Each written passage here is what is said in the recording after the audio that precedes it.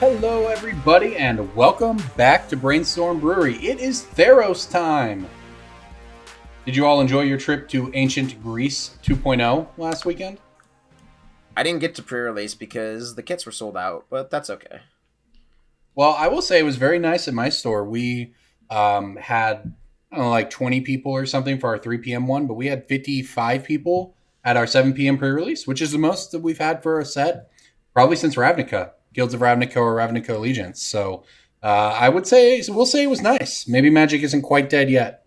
Not yet. We're on our way. Have you guys seen this? I'm curious of your take here. What do you think about the arena advertising cards that say no tabletop required? This seems to be somewhat of a hot button issue. It's the end of the world. Oh my god. Everyone quit Magic. Sell your cards to me. Quick. I think people who are making a huge deal out of it are wrong, but people that are trivializing it are wrong. I think it's a bad look. Wow, that's a very lukewarm take. Enlightened very centrism. lukewarm take. Centrism. It's not a lukewarm take because, like, I think Jeffrey's tweet was like so blown out of proportion that it's really easy to dismiss it. But at the same time, it's a really super bad look. If you can't advertise, and the fact that you advertise in booster packs where they're open in the LGS, it's like, hey, I gotta go pick up my wife's boyfriend from the airport. Like, man, don't make me go buy something to beat me with. You know, like I do agree with that point. I mean, like, here's what I know. I have a PR degree, not a marketing degree, so I can't tell you if that other phrases would have been more or less successful than no tabletop required. But I do know that whatever success they think it's worth is not worth the blowback and annoyance that they have caused the minor PR, I don't know, flub. Like, it's not a big deal, but it's an unforced error on their part. Exactly. You know how many people played Hearthstone? Tell me, like, what LGSs was Hearthstone advertising in? You know, like, the game is good, arena's good, people are going to play it. You don't need to pull people out of paper. Just because some dude from Hasbro like took over and be like, "Oh, we're a digital card game now." Cuz my son plays that PUBG, so we're fuck cards now, we're digital. I believe for the record, the CEO of Wizards of the Coast these days is an actual gamer. For however you want to define that term, right? It's not somebody who knows nothing. He's on floor 395 of Candy Crush. I'm not going to gatekeep here, but I believe it is not somebody who knows nothing about games. But I would just say that I would have preferred something more positive, like can't get enough Magic, sign up for Arena, play at home, whatever, right? Something positive rather than something negative, which is like no tabletop required.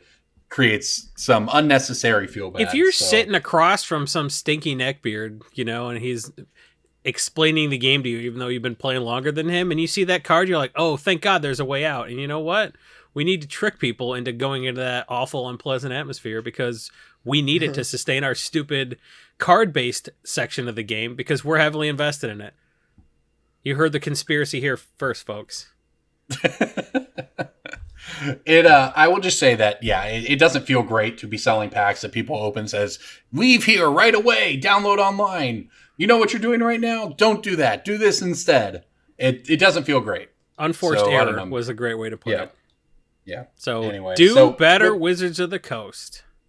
What did you guys think of the actual event, though? We were so busy I didn't get to play, unfortunately, this time around. But it seemed like I've had some fun playing it on Arena. It seems like the cards are pretty decent in terms of balance. Nothing's felt busted. I'm seeing some new decks pop up in Standard. Blue-White Control seems to be on the upswing. There have been several Constellation-type decks. We're seeing a little bit of Elspeth play in the Control shells. I want to see Siona impact Standard because I think that's a really exciting card. Yeah, Brian Gottlieb posted a picture of a green-white, like really aggro enchantment Constellation deck that seemed pretty decent on Twitter. So if anyone's interested, you could go check that out. But it seems like I don't know about financially relevant in the deck was probably Setessan Champion and Bronzehide Lion. Is if you think that might be a thing, but the idea that all that glitters and is very powerful in a deck full of enchantments is certainly something to look at, and Siona to go find them. So Remember I what called we said during Setessan Champion, meet Big Smart. Yes, Magic Finance. what we said during the set review is still true. 3 months later, we're looking at Throne Eldraine stuff. There are only 11 cards worth more than $5, and only 4 of them are non-mythic rares. The 4 that are non-mythic rares were the Fabled Passage, the Goose, the Murderous Rider, and what was the other one? It was something that's in a lot of multiple formats. Oh, Once Upon a Time. So, like, do you think Setessan Champion is better than Once Upon a Time? And if you don't, maybe don't count on it ever getting above $5. yeah, I agree with that. It's just that there's not much money in speculating on non-mythic rares anymore. Well, speaking of mythic rares, though, we touched on this last week when we kind of hit the point of the set review where we were like, I don't know what's good, but the money has to go somewhere, right? And we were like, well, I think Ashiok is probably one that is worth looking at. And then in Discord, we were talking a little bit more about how the card has been getting a lot of publicity, if nothing else, from some big names. And in fact, Ashiok climbed up to $15 at this point. So I do think it's possible that card holds a price. So that was, like, it's hard to come up with much from a set review. We try to target the really underplayed, undervalued stuff for you guys listening, but I don't know. It seems like Ashiok may be one of the underappreciated cards from the set that turns out to be a long-term winner. I guess similar to maybe like Embercleave, I guess Embercleave started low and went up a little faster, but I do think the control's back in Standard. I was a little worried, and we were last week, that this wouldn't have any impact on Standard at all. And while it does seem like the decks that existed are pretty much the decks that are going to exist, there has been at least some rumblings. Obviously, we'll get a slew of events over the next few weeks. There'll be an SCG event, I'm sure, and then we have Players Tours and all of that, as well as the World Championship, which is sure to feature. City of Phoenix. yeah. But the World Championship in Hawaii is definitely sure to feature a lot of Theros. So very interested to see how it all pans out with the set. Well, over the last week, Ashiok's way up, but Nyx Bloom Ancient and Dryad of Elysian Grove are like down a couple bucks, as is Croxa and Klothys, God of Destiny. So Heliod's also a big loser. So there's some price shifting going on. The stuff's gonna shake out, but Ashiok going up by $8 is pretty cool, because the next biggest winner was Thassa going up $250 and Nightmare Shepherd going up $250. So yeah, we'll see. Yeah. All right. So let's jump right on into Breaking Bulk. Who wants to go first? Breaking Bulk time. Breaking Bulk time. Break. Oh, yeah, Breaking Bulk. There's so much good stuff. It's a pick. Breaking Bulk. The end. I got a good one. Oh, Okay, DJ's got a good one. Okay. Multiple people excited. Guess that token. Go. What's wrong with tokens? Nothing. Go on. Nothing. So, you wait, just gotta wait, pick wait. Corbin, what's wrong with tokens? Nothing, man. That's right. I wanted to hear you say it twice. Yeah? Yeah. That's normal. What? Nothing sexual normal. about that. Jeez. I have a Nemesis card, and it is a white card, and it has never been reprinted. Nemesis, is that the poleaxe? It's a scythe. It's not a scythe. Yeah, it's Krovax. It's a halberd. Thing. Halberd thing. Yeah. It's a poleaxe. It is a white uncommon card? from Nemesis that has never been reprinted. I do not know common. the answer to this one. No, uncommon. White uncommon, I said. The TCG market price for this card is $279. Oh, shoot. I do not know the I answer drafted to this. I should. Is it? It's not great and limited. It is an enchantment. Fanatical Devotion that says sacrifice a creature to regenerate a creature. That's uncommon? Yep. I thought that was common. Yeah. I was thinking like Angelic Favor, but like, why would that be a thing? So does this see play as like a sack outlet or just some sort of weird value enchantment card? Oh, wait. Did Nemesis have... Hang on. No, dude, it's common. Oh, DJ was wrong. Dude, you lied to me. DJ was wrong. He I'm on cheated at the TCG. rules of the game. I'm on This is TCG, also- and the thing is, like, the set symbol or the set is, like, in silver on the name of the set where it says Nemesis, so I thought that meant that... Uh-huh. No, I was wrong. Mm-hmm. Yeah, this is common, and it's also like $3, and you get these in bulk all the time. This is a great find. I mean, I wouldn't say you get them in bulk all the time just because Nemesis bulk is not exactly common, Yeah. but, like, when you get Nemesis bulk, these will be in it. Well, I certainly when wouldn't you're have thought buying it was entire worth store money. inventories. Yeah. This, Like, this if was you a buy... good breaking bulk. I did not know about this card, so this is a good one. I mean, I've played it in Avacyn before, Archangel Avacyn. You can sack a creature freely, and then she flips, and then you sack other creatures that were going to die anyway to save creatures that were going to die, but you didn't want to let die with Avacyn's flip mechanics. So it has this niche. It's one of a few white sack outlets. I mean, you obviously have like Phyrexian Altar and Ashnod's Altar and colorless methods, but it's just one of few white sack outlets that let you manipulate combat, and it's just very finicky in terms of what it lets you do. So... it is a common. You are correct. I should have read Rarity C instead of seeing the silver name of the set, but it is a card that I recently learned of a couple months ago, and I stockpiled it. I put it in my little to-do list tab that has like my next 6 breaking bulks, and it is this one's time to shine. All right, there you go. All right, Jason, what do you got? Funny enough, I have a white enchantment also. And this is from the set Tempest. Y'all are killing me with these old cards. It's not that old, this card's from 98. Flickering Ward. Yeah, I mean... I think it's you not... picked that one. Not, I don't know if it's recent, but I know you have picked it before. I don't know if it's not on the spreadsheet, it's been more than a year. So Well, I mean, the spreadsheet's 3 weeks old, so... Yep, so it's been more than 3 weeks. If you guys don't know what we're talking about, the spreadsheet we refer to is a spreadsheet that people go to patreon.com/Brainstorm Brewery and give us $10 a month, which is $2 or $2.50 an episode. They have access to a spreadsheet where we post our picks of the week and breakings bulk as soon as we record the episode, so you will have them days and days before everybody else. If you're into that sort of thing, you're paying a little bit of money, but you're getting upfront access. Yeah, you're getting a lot of value because you're getting these picks like way before everybody else. So if you are somebody that like buys based on our picks, and you should because we're doing well, you get them before everybody else, so you get a jump on it. So I think that's worth it, and I think it's worth it to pick Flickering Ward out of bulk because again, that's a SRAM card, that's an Annex and Cymede card, and it's also a card from Siona, which is the most built deck on EDH Rec as of this week. The most built Theros Beyond Death card, not the most built deck. That's still probably something like Atraxa, but out of the new set, the most exciting one. And I would have thought it was Uro, but Uro's third, so go Siona. All right, I've got one for you guys that you might. What What is that say- noise? What is that Are sound? you casting inside a helicopter? What is the deal? There must be a I was wondering if that would pick up. That must be a helicopter outside. It sounded very low. Yeah, they're looking for you. Maybe there's a murderer loose in my neighborhood. Yeah, I was it's in you. I was at the scene of a shooting that I missed by about 20 minutes the other day. Hashtag Murica.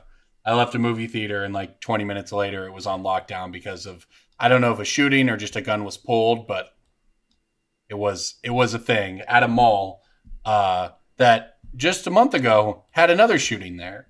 So we might find a new place to go see movies.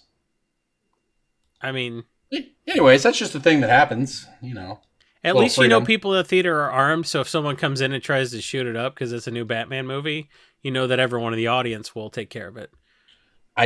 We went to see Doolittle, so You don't think members of a well-regulated militia want to see Doolittle? Also, why did you maybe. want to see Doolittle? I would actually rather be shot than see Doolittle. I did not want to see it. We were there for a friend's birthday, and she really wanted to go see it, and it's possibly the worst movie Wait, an made. adult friend's birthday? Yeah. Oh no! Don't worry. I brought some Jameson in and poured it into my drink. Got to get through the movie somehow. It was very bad.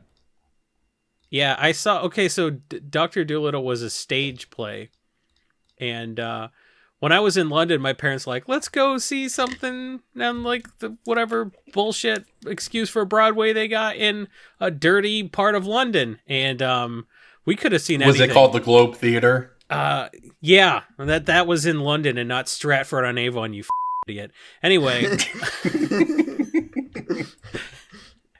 Anyway, we could have seen anything. We could have seen Cats. We could have seen Les Miserables, but no. I want to point out We saw the Globe Theater is in London, and you're wrong. It is now. They moved it. Question mark? What? It's not the original Globe Theater. I googled Globe Theater. It pops up Globe Theater, London, and I went and visited it when I was in London. So it says it was rebuilt in the year 1614. Okay. Just saying. Okay. And I'm looking now, and apparently the theater in Stratford is called the Royal Shakespeare Theatre Company. So you did it, Corbin. Got him. You visited London more recently than me. You got me. That was from a trip a decade ago. Get out of here. Okay, cool. I was in London in 1998. Yeah. And Do you think they built it since then? It was not good. There was a giant snail for some reason. That's all I remember. I remember that they sang songs, and I don't like songs in my theater. Especially Imagine Dragons Okay. songs. I don't like musicals. I don't like the musical episode of the shows I watch. Everyone's like, "Oh, it's the musical episode of Scrubs," which is even worse than a regular episode of Scrubs, which is hard to watch. Dude, Scrubs is great. What? You're the worst. Yeah, Scrubs is sucks. good. Okay, I don't want no Scrubs. So Dr. Dolittle is just a terrible musical, and when Eddie Murphy remade it, I was like, this will kill the franchise for good. But no, I think Robert Downey Jr. is determined to prove that he can't do an English accent as many times as possible. Well, yeah, here's the thing. The entire movie is voiced over for him. What? Nothing he says in the movie would appear to be spoken in this, like, in the scene. So they redid it in post because he was that bad? He's Tom Hardy now? Look, I'm not going to say like 1,000% that that's the case because it's not like I looked it up. However, it's very noticeably just like weird and does not sound like it's coming out of the scene. And then we walked out of the movie and JJ was like, why did they ADR the entire movie? So, yeah. Wow, because of RDJ. It's even worse. It's just worse than you think is all. And I know you think it's bad. Well, now I want to see it. When I thought it was bad, I didn't want to see it. But now that I know it's terrible, I do want to see it. I literally think it's certainly the worst movie of the decade. Speaking of musicals, there's Cats, and Cats is the worst movie of the decade, unless we're counting that as a 2019 movie. We were, yes. Okay, because I still want to see Cats. All right, so I've got a colorless Dominaria card for you. Dominaria. Is it Juarez Familiar? It is not. Wow, okay. So it's Is a it the, it's a memorial. damping It's a memorial. sphere? He said it's a colorless card from Dominaria, which means it's a land probably, and it's a memorial. It is not. It's not an artifact? You tricked me, you some bitch. Or it's a no, it's the card token. It is the card token. See, It's the card construct. What's wrong with tokens? I thought DJ would love it. It's a $2. It's a $2 token, and you may not realize that. The construct comes from Urza, but is in Dominaria, right? Like, it's very interesting the way it works out. So it's that's where you find them though. So yeah, $2 constructs if you have any of them. Interesting note: the Josu Vest tokens are also worth money from that set. Yeah, the knights. Yeah, the zombie knights with menace. Any those are also unique $1.50. token, and you can usually tell if a token is going to be unique because, like, is there going to be another Ragavan monkey token? Probably not. So stuff Well, like that you should hold on to. The rarity of tokens corresponds to the rarity of the card itself. So That's Dragon's also Maze's elemental token from Voice of Resurgence is a mythic token. Karn's token is a mythic token. Most planeswalkers that make tokens Rare. are mythic. Rare. What? Rare. What? Karn. Oh, no, nope, sorry. Got my cards mixed up. This is the mythic one. Yes, Dominaria Karn is a mythic. War of the Spark Karn doesn't even make tokens, Corbin. Yeah, it just makes you not I just untap got your the rarity. permanents ever. I just got the rarity of the two mixed up. Ooh. Anyways, go on. So the point is, though, you think that the tokens from more recent sets, even if they are unique, right, are typically not worth a lot of money. So I went with the Karn one, so y'all would probably, it was a little more reasonable to guess. But yeah, it's interesting that the Zombie Knight token there is actually worth money as well. So yeah, and then the more you know, right? The more that you know. All right, so we want to do something this week, maybe a little different than what we've done in the past. This is sort of a slow week. There's no events to talk about. There's no crazy happenings or anything else. So we want to go with a deep dive on a topic here. Advanced finance, if you want to call it that. But DJ does, for those who maybe aren't super familiar with all of our backgrounds, Jason and I run singles at LGSs, and DJ is very, very deep into TCG player selling. So he wants to talk a little bit about TCG Direct for anybody out there who is looking to dip their toes into maybe not starting a TCG player store, but growing their TCG player store. So the closest analogy I can make for TCG Player Direct is it is a program similar to Fulfilled by Amazon. If you've ever ordered anything on Amazon from a bunch of different sellers and had it come in one neat little package from Amazon's headquarters, that is the analogy for Magic cards. You can order on TCG Player's website from a whole bunch of different stores, and you get one neat little blue package from TCG Player. You might have ordered from me, from Corbin, from Jason, from Channel Fireball, who happens to sponsor this podcast, from a number of different stores, but you get one package. And the advantage that for me as a seller is that I can sell a bunch of cards to a bunch of different buyers. So I can sell to Jerry Thompson, Emma Handy. I can sell to all these pro players, Todd Anderson, all these crazy Magic players out there around the world, or in the country at least.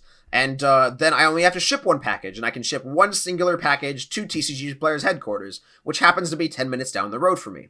So the advantage for me as a seller is that I can only ship one package. It's a lot less time. I'm not sending 100 envelopes out. I am mailing one individual package for all my direct sales. And with this program comes a lot of nuances in pricing. Okay. Right. So what are some of the takeaways for somebody out there who maybe is selling cards on their own low key already, but kind of want to take the next step? I mean, we eventually moved into Direct at my store, and we send out a pretty regular amount of cards. So it's worked out very well for us. But DJ's right. There are some intricacies that are worth knowing. So DJ, what are some of the key things? You're gonna have to sell for months before you stop making mistakes, and I think it would be value to people that are sort of starting with it now, but like don't want to make those mistakes. Yeah, absolutely. Because I made a lot of mistakes moving from not direct to direct, and I lost a decent amount of money just sort of stepping on the spikes or however you want to say it, just like crawling on the barbed wire for everyone else who's going to watch this video. But so when you order something on TCG Player Direct, there are a couple different thresholds for shipping. And one of those shipping thresholds is $19.99 to $20. If you order something on TCG Player Direct and you order it as a direct package and you make your order hit that $20 threshold, you will receive free shipping. Now, that cost is passed on to me as the seller who happens to sell that card. So if I sell a card on TCG Player Direct for $19.99, that card will be shipped by TCG Player, if it's a single card order, in a plain white envelope.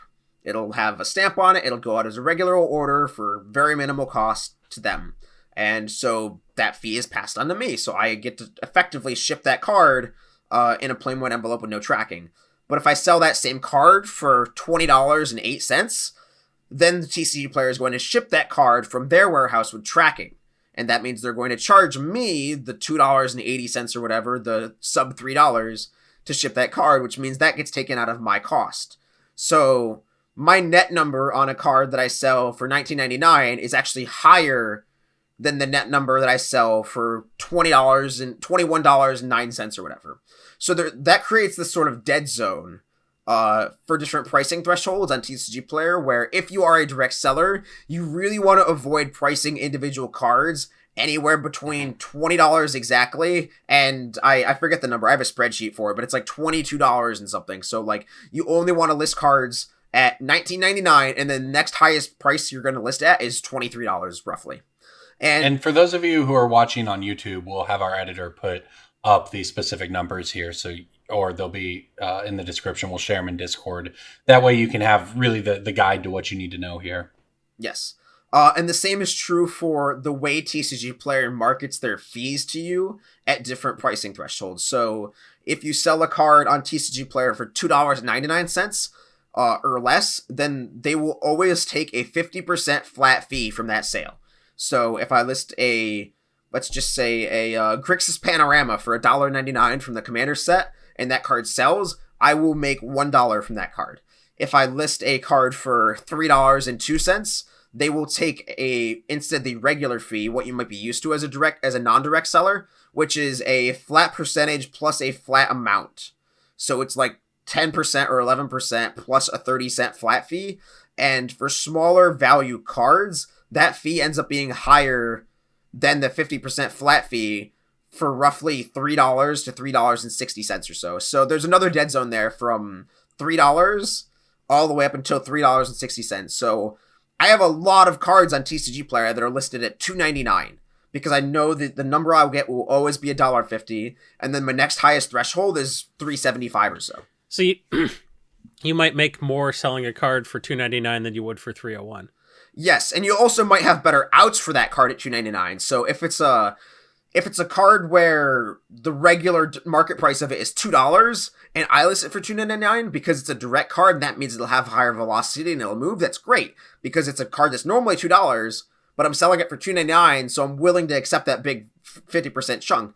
But if it's like a $3.75 card, if it's like a $4 card, like a Glacial Fortress or something, I probably don't want to list it for $2.99 because then I'm only making $1.50, and then my better out is like a buy list or selling it on a different platform or trading it out to a local player. So there become these nuances and different channels for cards to go through, where I have a very specific criteria of cards that are very, very good for me on TCG Player. These are cards where the market price might only be $16, but I know I can make a $19.99 on the card because there's generally not very many quantities of the card in TCG Player Direct. Mm-hmm. Well, and that's the thing, is that a lot of times people just want all their cards in one package, so they get them direct. And if people browse with that tab checked or what have you, they don't even know or care that they're spending more. So if you are someone who gets into direct, that's something to keep in mind, is that you don't always have to be targeting the lowest listed price. Yeah, absolutely. And I mean, this is just something I've gotten to enjoy and experience on TCG Player Direct, is if there's a card on that platform that just they don't exist, and I'm the only direct seller with that card in stock, I get to make up the price. I've had cards before where it's like, oh, this is a Cold Steel card. Low for the regular one is $5.99. Oh, there's none on direct, $8.99, and it'll sell in a couple days. Yeah. So this obviously, we understand that this is sort of only relevant to a smaller number of listeners who are looking at this, but it's very relevant to everyone, just to understand sort of how the market works and some of the machinery that takes place. And anybody behind the scenes. who's looking to buy on TCG Player, or who has previously bought direct and may not have known that they were paying an additional amount just because they were using the direct filter, because the prices can be significantly higher when buying from direct. And I mean, I guess this is another, I could have led with this, but if you are a seller on TCG Player and you have a few hundred sales under your belt, or if you have some amount of inventory quantity that you're looking to move at a higher volume, if you're growing that sort of business model in your own local area, I would roughly recommend the ability to have at least probably 3,000 to 4,000 cards in an inventory consistently. And I would recommend you have the ability to fulfill roughly probably 300 orders in a month. So like 10 orders a day ish, consistently. And that is over.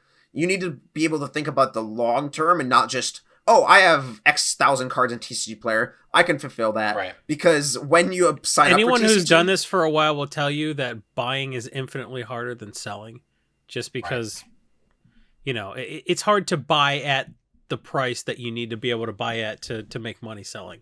So, well, and that's why vendors pay a lot for a booth at a Magic Fest, exactly. because they have to have somewhere to buy. And yeah, it costs a lot of money to have a booth at a Magic Fest, and they have to pay very good prices. If you're somebody selling, typically, we've talked about this sort of different avenues for selling your cards before, and usually I recommend a buy list like Channel Fireball or Card Kingdom or 95. Those can be good to 95 MTG. But if you're at an event, you can get great prices from the vendors on site, especially for the in-demand cards, and that's what they have to do because those are the cards they need to turn around and sell. So buying cards as a vendor is by far the biggest challenge that they will face. And that's just something you have to keep in mind, is that you really need to make sure you have your supply chain or pipeline sort of lined up before you make that jump. Yes, over the past decade, Magic as a business has transitioned from a model of margins to a model of volume. So back in the day, the model used to be buy cards at 50% of retail and then sell them at retail and make your double up, minus shipping and fees. And as the market has become much more streamlined and competitive, and as people have found different supply chain channels and arbitrage opportunities, and the market just sort of becomes naturally more efficient over time, the winners become the ones who can establish the most logistically sound supply chain and operate at a very high volume. I mean, if you've been to the Magic Fest booth and you've looked at 95 MTG, which is the vendor that I work for, you can see there are a lot of cards that we just make a very small margin on. We buy Spell Queller at 9 and then sell it for 11. And I'd rather just make that transaction happen hundreds of times throughout the weekend instead of trying to buy Spell Queller at 5 and sell it for 13 on site. So because you won't get them. It's a very competitive. I'd rather market. just be the highest buy price in the room and the lowest sell price in the room on most cards that we have available, and just have it's not about your percentages anymore. It's about volume. Yes. Yeah. And that's the reality is that's how most businesses work. If you look at the margins on, say, big box stores or something these days, right? That they're operating on tiny margins, but then they do millions of transactions. This is the whole thing for those who don't know. Black Friday, and I don't actually know if this is like a wives' tale or not, but Black Friday was called Black Friday because that was the day when stores got into the black for the year, and which means they made a profit. And if you think about that, that comes in late November. So if you're a big box store, you would go 11 months of the year. You make all your profit for the year in the last month and a half or so. But because you're doing so many transactions, it adds up. And Magic, as the market become more efficient, has operated more like that. So for some context at my store, we have the highest trade-in price for all cards of anywhere else. We give the best percentages, and we take almost everything. But then we also turn around, and when we sell cards, we sell them at the market price. We're not trying to do a markup at all. We don't even want to sticker the cards because that creates if a card drops, we're not going to sell it, and we're not going to know why because we're just not going to notice it. So we make sure we are always up to date with the market, and we sell cards at the market price, which generally leads to us having the cheapest price as well. And the goal is to just be the place that people want to go to trade in their cards and the place that people want to go to buy their cards, and you get all the traffic in rather than trying to mark your cards up more. It just doesn't work. Both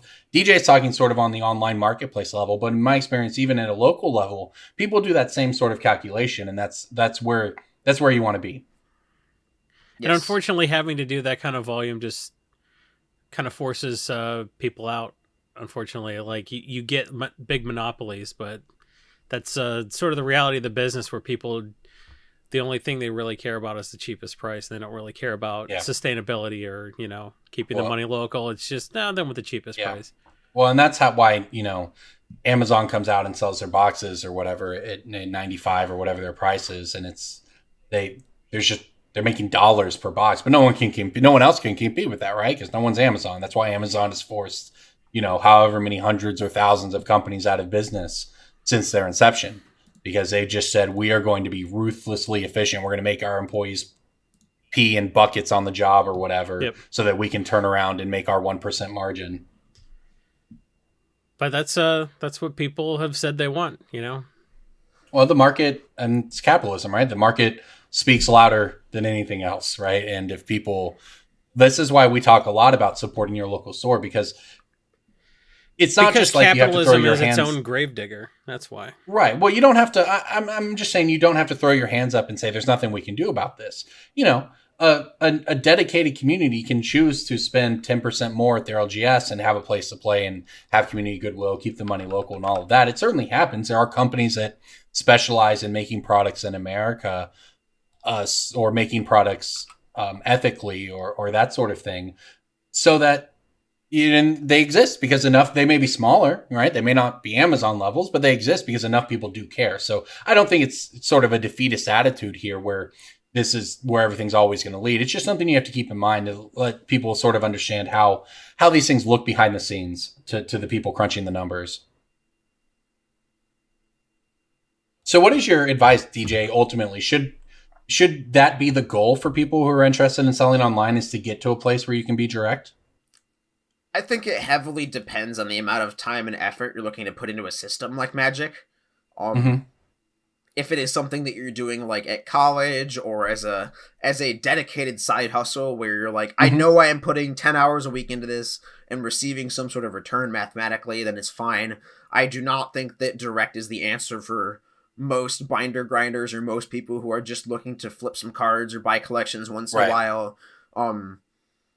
It is a very helpful tool if you can get to that sort of threshold, and it is a very helpful tool if you can learn a lot of the intricacies of the program and a lot of the nuances, and specifically what channels and cards need to go into and what cards are very bad selling on TCG Player, what cards are very good. It is a just entire microverse that I am happy to elaborate and rant more on in our Discord channel if people would be interested in that. But yeah, well, this is definitely, I assume, people are going to listen to this and have more sort of specific questions. So like I said, make sure we'll have some of the specifics in the video when we cut this out and put it up as a brain bite. But also join our Discord and ask us yourself. How would one go about joining that Discord? Jason, do you know? I've never had to do it. Like, good point. I was given a Discord account and they're like, you have to go here and interact with these nerds. And I was like, I don't want to do that. They screenshot. Wow. This is my moment then. All right. Jason, pass the torch here. Here we go. For as little as 20 or 25 cents a week, that's $1 a month, you can join the Brainstorm Brewery Discord channel where you get to interact with your gracious and talented hosts who are happy to impart their Magic finance knowledge, talk to you about Star Wars, or argue with you about politics, any of the above. And if you really want to go crazy, you can get some of those rewards at a higher tier, and you would do that by going to patreon.com/Brainstorm Brewery. How did I do? Did you say it was 20 or 25 cents an episode? I did. That's kind of my thing. Well, man, I called you up to the plate and you went and sat back down. I don't know. I already pitched the Patreon once this episode. I just wanted to have my shot, man. So that's all. It's good, man. It's good that you're finally contributing something to this podcast. Yeah, that's I tried. I'm sorry if I didn't do my best, but I tried. That's all right, Corbin. Anyways, I'm going to provide something to this podcast that no one else can. Oh, let's hear it. I'm going to bust out an email from the year 2014. What computer are you using to do that? My laptop. Why? I can't answer that question easily, so I'll prefer not to answer. Answer the question not easily. So I have all the emails saved on my Outlook from my college email on this computer where it automatically populates it. And I'd have to log in through Microsoft or something if I did it from a browser. And for anyone who's ever tried to get into their Office 365 account with Microsoft online, it's a disaster, especially since they have my email as an email that doesn't exist. So it's a whole thing, it's not my fault. It's just it's too hard for me. Anyways, from the vault emails. Let me cue one up here.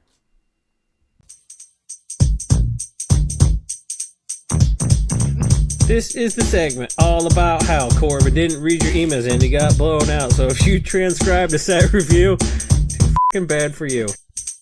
All right, onward. From the vault. If we didn't read your email, don't blame this at all. The shingles on the roof. So you don't have one ready then? Well, You had one. You're like, this is the one thing I can contribute. Give me 5 minutes. Yeah. Did you not know we were podcasting tonight? I'd hate to think we caught you with your pants down, unprepared to podcast, for the last hour. all right, here we go. This email comes to us from Alec Barrett on April 7th, 2014. So make sure you have the good advice queued up here. Hey guys, really enjoy the show, even if I'm not really part of the speculator crowd. However, this part is relevant. I've played for a couple years and have a pretty reasonable collection. But my opportunities for playing Magic have been increasingly limited outside Magic Online, so I've been strongly considering getting ahead of the curve on selling off everything that's going to drop when Standard rotates. A lot of it's pretty obvious. However, I also have some cards that still have legs in other formats, like Modern, Thoughtseize, Mutavault, Chandra, a bunch of Shocklands, Swords, various Planeswalkers, Judge Foil Path, etc. The question is, how much am I really getting on sitting on them for a while as an investment as opposed to selling out completely? Not because I need the money, just if I'm trying to maximize value. Any advice would be great. Thanks. This person's probably dead. Yeah. He starved to death. He's like, please tell me. It's You know what? cold. Can I burn some of these cards for fuel? I had to think about what Chandra it was. And I have to imagine it's the 4-mana Chandra From that is not M14. Torch of Defiance. Yeah. Chandra Pyromaster. The one that saw play in Jund when that effect, the whole exile the top card of your library, you can play it this turn, was a new effect to Magic. That's a Slay the Spire card, I think. that was a card at the time. So I would give this man some advice. Haven't Shocklands been reprinted like twice since then? You said it was 2014, so it'll be once. Okay. What was Return to Ravnica? 2012? Yes. Okay. How would you have answered this at the time? I wouldn't, because I wasn't on the podcast, so I refused to answer this question. Wow. Plus DJ was like 12 years old. I'm still playing Pokemon. Oh wait, that was Corbin. I probably would have said sell them. It's interesting because despite this email being 6 years old, and I didn't play in this, a lot of these cards have actually very recently jumped because of Pioneer. So I hope he still had them because we didn't say anything. Yeah, I'd be rich now, right? I mean, maybe got blown out a little bit on Shocklands, but I'm actually not sure. But Mutavault, Thoughtseize, these have all gone up because of Pioneer. So I don't know. But in general, my advice would be to sell things. I don't like keeping things as, quote, an investment in Magic unless, one, you're looking at the very long term and you're talking reserve list type things, or you're actually being actively involved. Because otherwise you're just asking to get blown out on reprints, or in the case of something like Chandra, it becoming irrelevant, stuff like that can often, as we've seen many times over the past few years, I'm not going to say flavor of the week, but be a thing that either the metagame shifts or something new gets printed. And, when that Chandra came out, it was probably reasonable to say, oh, this card's great. This is a never before seen effect. This is going to be a Modern forever. You said Pioneer. Yeah, now no one even knows what the card is. I think and actual also pioneers exists. But so in general, my advice to Alec would have been to sell at that time. If Corbin, Alec, if you're still listening, read the email. What's wrong with you for still listening to a podcast that refused to answer your question for 6 years? But also, hey, let us know what you did. I don't think he remembers what he did. It's all a blur. The last 6 years have been crazy. I slept in doorways. If only you'd told me to sell my Mutavaults, I could have paid my rent. Angela never would have left. Come back, Angie. I'm sorry for going to patreon.com/Brainstorm Brewery and giving them $20 a month, which is $4 or $5 an episode. to get these handsome drinking glasses that I used to hold my tears because you're gone and you're never coming back. And I spent the rest of our money on this vocal cord surgery, so I sound like an old guy. That was weird. You didn't like the voice, especially for sexy talk. Oh, you like that, Angela? Do you like it? She didn't like it. Now she's gone, and she's never coming back. I don't know what just happened. I'm on my second beer. Sometimes when someone writes us an email 6 years ago, I feel like I should take some license and make up a whole backstory for him. And this guy got expensive vocal cord surgery instead of just selling his Mutabolts. All right. I got one more here. This one comes to us on June 7th, 2014 from Jason Misuinis. That's not a real name. I'm sure that's Misuinas. Misuinis? Sure, man. All right, I'm gonna have to do this. Is a bit of a novel, so let's see what I can do here. Hey all, I understand the hoopla about episode 100 and what you guys were doing with episode 101. It wasn't bad, and you guys are on the right track. Now's the time for you to bring your heads back above water. MTG Salvation has their panties in a twist about Chinese counterfeits.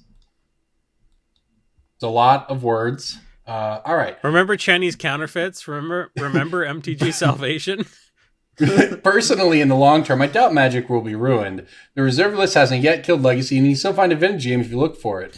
If counterfeits crash booster box sales... Star City's doing a Legacy Classic every weekend. It'll last forever.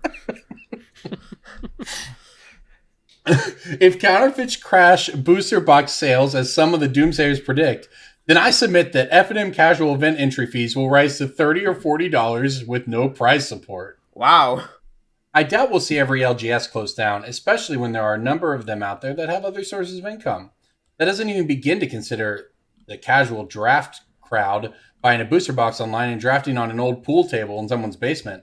However, there seems to be a growing consensus about by the way. Just reading the email, man. There seems to be a growing consensus about a magic bubble, and Chinese counterfeits only reinforce that perception. I'd like to react to some random poster's comment about being shocked that someone would pay $15 for a counterfeit.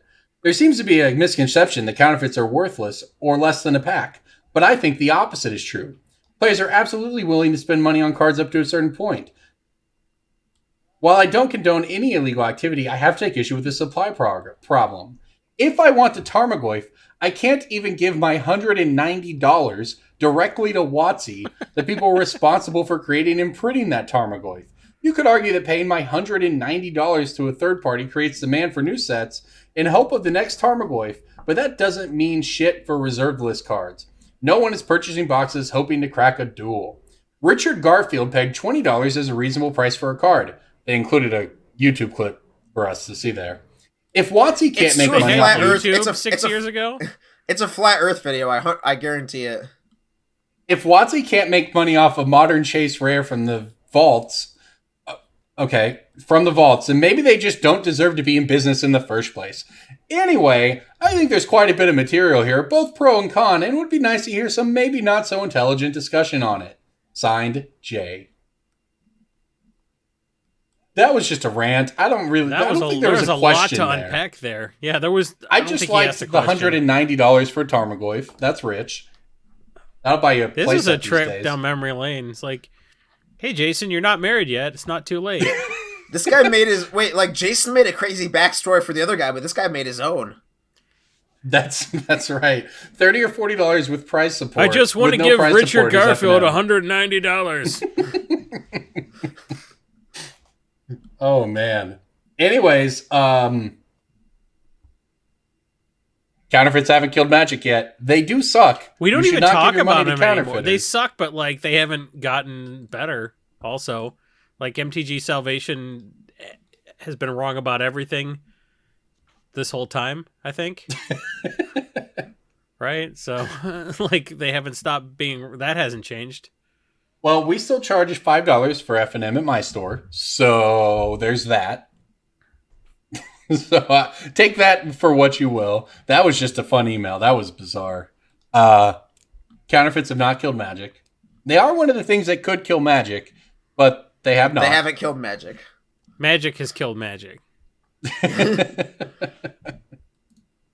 That was I don't even that was and the sad part is I cut a lot out of that email. There was like a A through E list of things they thought might occur. Like remember that one like weird prison like manifesto that somebody sent you?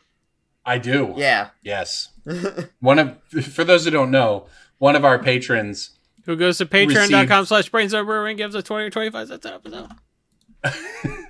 They received something very weird at their work, and I don't even remember what we were doing at the time that caused them to want to send it to me, but they were like, you guys have been talking about this, you have to look at this. And yeah, it was like 45 pages of manifesto. It was, I guess he received it at his work and just kept it, and then one day he sent it to me, and Marianne just to get your up. fingerprints on it. Yeah, it was something. Yeah. Anyways, that was an email. That one's I'm keeping that one. That was solid. All right, let's move right on into pick of the week then. Look, it's from the Vault email. I really don't even screen them that well before we, as you might have been able to tell. We should have read them 6 years ago, and it didn't. So now it's just mostly like, yeah, if we could answer your question, it doesn't matter. Well, screening them takes the fun out of it. I want to be surprised as we go. So that's what you get. All right, pick of the week time. I want to remind everyone, all the cards we are about to talk about here as being good pickups, you can get at our sponsor, channelfireball.com. Highly recommend checking them out for content, for the buy list. They have great trade-in deals. They're running sales pretty regularly. Definitely a great place to pick up any of the cards we're about to talk about. Okay, who wants to go Channel first? Fireball being one of like the top 3 Magic websites for the past 10 years. It's fun that we get to remind people about them as if you haven't heard of Channel Fireball. It's sort of like, hey guys, drink Pepsi Cola. Have you heard of this new stuff called Pepsi Cola? Well, you know what? Pepsi advertises too, so it makes sense. They do, and it's not because you haven't heard of Pepsi, but because you hear Pepsi and you're like, oh shit, I could go for a Pepsi. Exactly. Yep. Anyways, check out Channel Fireball for these cards. The Pepsi Cola of Magic the Gathering. I think that's a high praise, actually. Pick of the week. Pick of the week. Pick of the week. Time for the pick of the week. All right, so my pick of the week after that very abrupt cut, which was some pretty good after hours you could hear if you were one of those patrons who receives the after hours. But go to patreon.com/Brainstorm Brewery and give us $20 a month, which is $4 or $5 an episode. My pick of the week is Oblivion Sower or Battle for Zendikar. I noticed this last week when I was selling some and realized, hey, this price is starting to move up. So the card has climbed from about $150 to $250 over the past month or so. And this was in a dual deck. Yeah. Yes. So the card is from Battle for Zendikar. It seems to be having some legs in Pioneer of all things, but also it's just a sweet value card in Commander. Everyone knows that lands decks are one of the most frustrating things to have to play against, and it feels pretty good to mess with people's lands or mess with their library and then just steal them. Oblivion Sower is just a really fun card. For those who don't know, it's a 5/8 for 6 mana. When you cast it, target opponent exiles the top 4 cards of their library. Then you get the number of land cards they have in exile on the battlefield under your control. So the cool thing is, while it does come with sort of its own thing where you exile the top 4, also it means any other lands they have in exile because they've delved them away or they've escaped them away. I play this in or anything else. Yeah. Whatever the mode of getting them into exile is, whether you land destruction to them, Bajuka Bog them, and then Oblivion Sword them, you get all of their lands. You get bonus points if you Hedonist Trove them. Yeah, that's where it's at. You get bonus points if you just play Hedonist Trove, which is a card I like and DJ likes, and everybody else is sort of meh on. Also, what if someone played, Endless Horizons, where they exile all of their planes. all their planes. That's a high roll. But yeah, so the card is about $250 right now. I like it a lot for moving up to 4 or 5. So you don't like, everyone's like, it's in that dual deck, but like the other card was Avenger of Zendikar, and like that is completely undeterred by multiple reprintings. That's a card that's just going to always go back up, because as many times as you reprint it, they print another green card. It's like, oh, this is a Lands Matters deck. I guess my Uro deck needs an Avengers Zendikar, and all 7 of my copies are in my 7 other green decks, so I need a new one. Well, and I think one of the other cards in that dual deck was It That Betrays, which is also like a $8 or $9 or $10 card or something. So it's actually kind of, if Oblivion Sower pops up to $4, $5, $6, it's starting to be a pretty valuable little dual deck. Yeah, man. All right, what do you guys got? I got a card. As much as Siona was the predication for my Breaking Bulk, it is also the predication of my pick of the week, which is a card called Gift of Immortality. When the enchanted creature dies... So this is the original Theros? Yep, original Theros. It is in 5% of all eligible white decks. It is a Yosai, Bruna, Bryon, Stoutarm, Siona, Celestial Kiran, Krond, Alenda, Safi, Eriksdottir, All-Star. Okay. I mean, this was a card that was doing fine before. It was it's more on TCG Player than it is on Card Kingdom, which is something to look at because TCG Player price trends tend to move a little bit faster because it's, multiple sellers versus like one person in charge of updating a price. So anytime a card is worth more on TCG Player than it is on Card Kingdom, I pay attention. This is a card that's just going to move on the basis of Siona, because if you have a sack outlet, you just go infinite. You make infinite mana with Phyrexian Altar or Eshnod's Altar, because it returns it comes back into play attached to Siona and brings Siona back, so you just like keep making 1/1 tokens every time you do that. So where do you see this card going?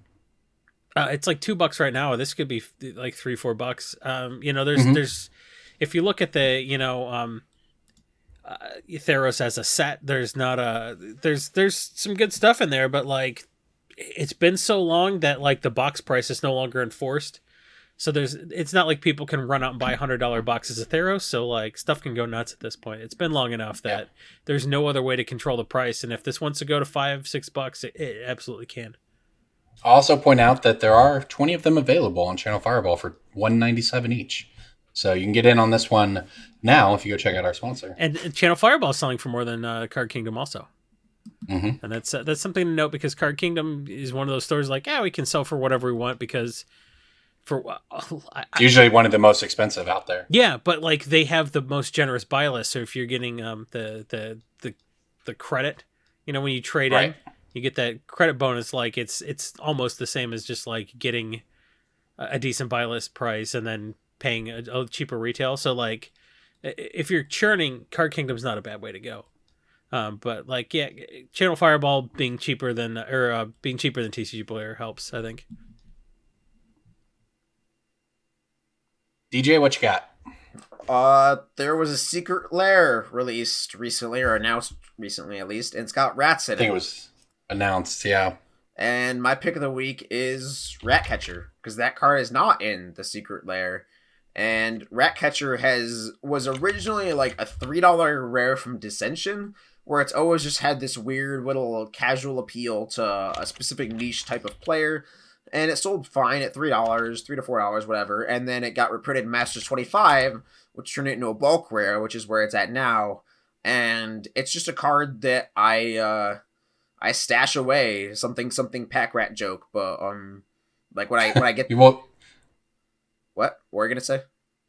I was gonna say, yeah, it's a cool card. It's a 6-mana 4/4 with fear. At the beginning of your upkeep, you can search your library for a rat, put it into your hand. I mean, that's pretty good, right? That's just it's a repeatable tutor, and it's one of those things. It is itself not a rat, but it's an ogre rogue. But as they print more rats, or if we ever get another rat theme, or what have you, or in this case, the Secret Lair of Rats, people decide to build a rat deck. It's definitely one that is got a likelihood at the bulk price to jump back up.